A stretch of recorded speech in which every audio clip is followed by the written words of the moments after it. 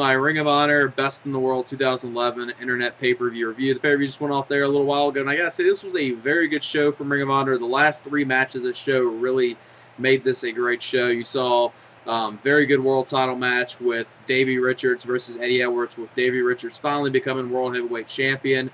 And with that match right there, easily a candidate for a Match of the Year, Match of the Year candidate. Saw a great tag team match with the four-way elimination tag team match for the ROH tag team titles. And Christopher Daniels versus El Generico was very good as well. So the second half of this show was great. The first half of the show was a tad bit lackluster in at least two of the matches, but the undercard of the show going into it I thought looked very bad, but it turned out to not be as bad as what I was expecting it to be, because the Rhino versus Homicide match turned out to be a whole lot better than I was expecting. It was great to see Jay Lethal back in Ring of Honor, and his match with Mike Bennett actually wasn't too bad. Really, the only match that I could have dealt without was probably the Colt Cabana match they had with Tommaso Ciampa. That was really the only match that was in the category of being a bad match, and you might be able to throw the Corino match in there as well, but I think before the match, having Kevin Steen make his return back to Ring of Honor, I think that really was the part of that saved it. That was the thing people were looking forward to with that match, was seeing Kevin Steen make his return back to Ring of Honor, so that kind of saved it right there. And actually, it wasn't as bad as what I expected with Corino and Elgin, so the undercard was a tad bit a little lackluster, but the last three matches really picked the show up and made the show into a very good show, and a show that I would highly recommend. If you missed the show earlier, you can see the replay on Go Fight Live. I'll put the link in the description if you missed the show earlier, where they'll probably have the replay of it up in the next 24 hours. So if you missed it, you'll be able to see it then.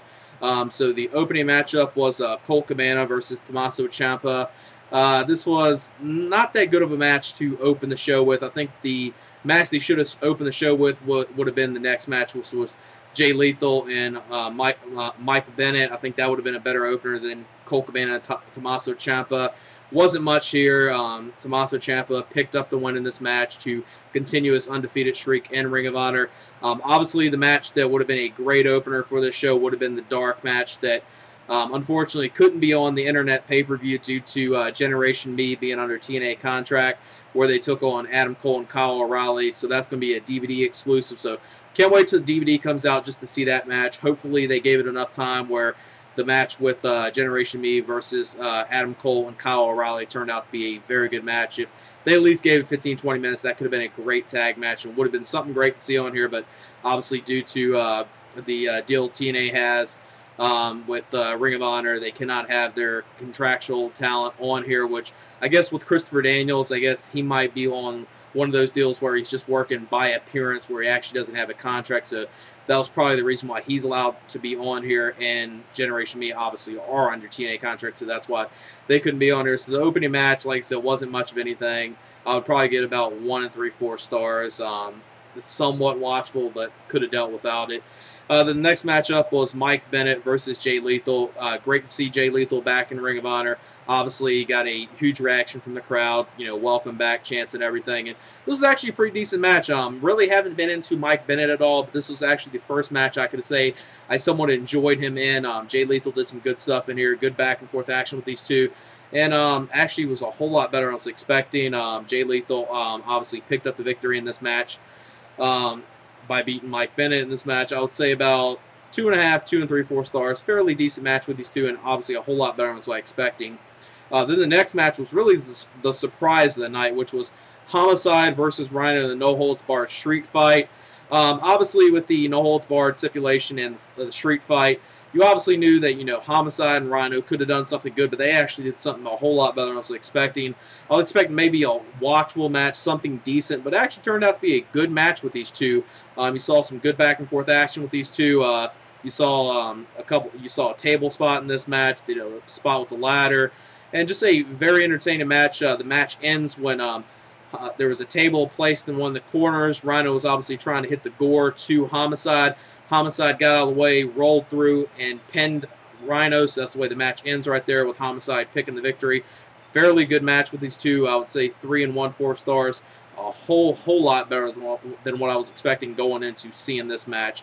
Then the next matchup was Steve Corino versus Michael Elgin. Before the match actually started, leading up into this pay-per-view, what they've been doing with Steve Corino in the last couple months, he's been trying to, basically right his wrong. So he, brought back Jimmy Jacobs as, his sponsor. Then, he wanted to get Kevin Steen back into Ring of Honor, gave him a ticket.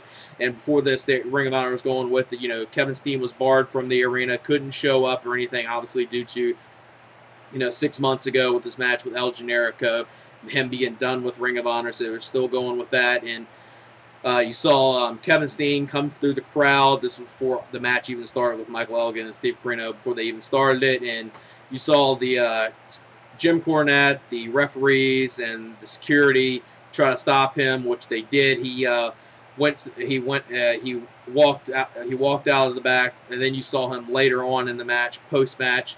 This match was Steve Corino and Michael Elgin. It was decent. Really, the stuff with stuff with Kevin Steen before the match and after the match is what kind of saved it. And it was watchable, I would say, between these two at best. Michael Elgin picks up the victory in this match. Then post-match, Michael Elgin and Truth Martini, they were beating down Jimmy Jacobs and Steve Corino. Kevin Steen comes out there and makes the save. Then obviously you see Jim Cornette, the security, and a couple referees come out there, want Kevin Steen to leave the building. Then Cornette finally allows Kevin Steen to speak on the mic. Sounds like Kevin Steen, is going to be a complete face right here, returning to Ring of Honor. Gets on the mic, says, he's sorry about other things. Then he ends up saying, fuck Ring of Honor. So, obviously, Kevin Steen's continuing this psycho character that he's doing, which is great, because that was one of the best things with the Kevin Steen and El Generico feud, was just this this character that Kevin Steen had where he was completely insane. So, he's continuing that, and they'll probably do a thing where, he's, keeps getting kicked out of the buildings left and right, keeps coming there, and then they'll finally get, a shot in Ring of Honor or something that they'll do something. So it's going to be great to see where this leads up to with Kevin Steen and Ring of Honor. Just can't wait to see where they'll do with that. As far as the Corino and Michael Elgin match, I'll probably give that about 2 1/4 stars. Then after this, Kevin Steen, he beat down. And after that, he said fuck Ring of Honor. Then he hit the package pile driver to Steve Corino. Steve Corino was laid out. Then Kevin Steen left the building, and then they went to intermission with everyone tending to the ring to Steve Corino to get him to the back. Then after that, they went to intermission. Then after intermission, they came back with the 3 matches I think everyone was obviously looking forward to, the meat of this pay-per-view, which was the first of the title matches. This was the TV title match with El Generico versus Christopher Daniels. A very good match with these two. You saw some good back-and-forth action with Daniels and El Generico. El Generico looked very, very good in this match. Daniels as well. A lot of good counters, reversals, and just an entertaining match with these two. The match ends with El Generico hitting the Super Brainbuster to Christopher Daniels on the turnbuckle, and El Generico becomes the new TV champion, which I think is a good thing to do with him becoming TV champion. It's a good title for him to have, and obviously with Christopher Daniels looking like he might be going back to TNA, I think most people are obviously going into this expecting Christopher Daniels to lose this match, but El Generico will make a good TV champion. Hopefully they'll have him have that title for a little bit. Very fun match with these two. I would say about 3.5, maybe even 3 3/4 star match. Very good match. Then after this was the 2 best matches of the night. The first one being the match for the ROH tag team titles in a 4-way tag team elimination match with the champions, the world's greatest tag team, versus the Kings of Wrestling versus the Briscoes versus the All Night Express. This was an incredible tag match. This match alone, and obviously the main event, is the 2 things that you need to see the most on here. And those 2 matches alone, or hell, even this tag match just alone, is worth the price of the pay-per-view. Just this tag match was incredible from from the beginning to the end. Just really enjoyed this. It took at least probably about 25-30 minutes before there was even the first elimination in this match.